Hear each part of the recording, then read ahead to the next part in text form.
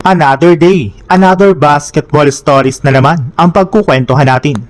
At ngayon nga ay pag-uusapan natin ang balitang gugulatin nga na po ng Lakers ang buong NBA at ang balitang blockbuster trade ni Stephen Curry sa San Antonio Spurs.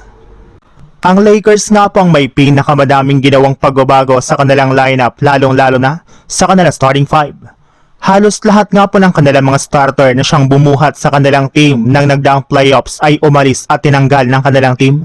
Kaya wala nga pong ibang choice ngayon ang Lakers kundi bumuong muli ng chemistry kasama ang kanilang mga bagong players.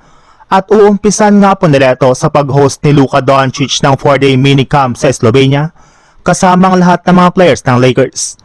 Bali dito nga po ay magkakaroon sila ng workouts, golf, team bonding activities at lahat nga na po ng gastusin dito ay sasagutin mismo ni Luka.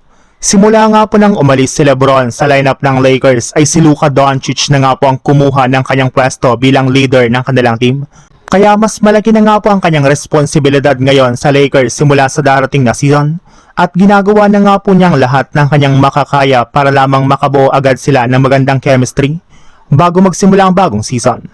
Sa ibang balita naman, kagaya nga po ng napag-usapan natin, may mga nagsilabasang trade scenario na rin naman nga po sa social media para lamang makuha ng San Antonio Spurs si Stephen Curry, kagaya na lang ng paggamit nila sa kanilang mga players na sina De'Aaron Fox, Stephon Castle, Keldon Johnson at 3 future first round picks na masusungkit rin naman ng Golden State Warriors.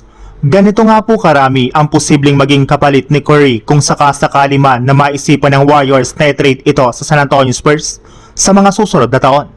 Kapag naisakatuparan nga po ng Spurs ang ganyang trade ay makakabuo ang kanilang kupunan ng bagong super team na bubuuhin nila Stephen Curry, Dylan Harper, Devin Vassell, Tobias Harris at si Victor Wembanyama. Kung titingnan nga po natin ang ibang mga teams, ito na nga po ang pinakamalakas na lineup na pwedeng mabuo ni Stephen Curry sa labas ng Golden State Warriors. Kaya sigurado nga din po na kapag natuloy ito ay makakapag-compete na siyang muli sa kampyonato sa mga susunod na taon bilang parte ng San Antonio Spurs.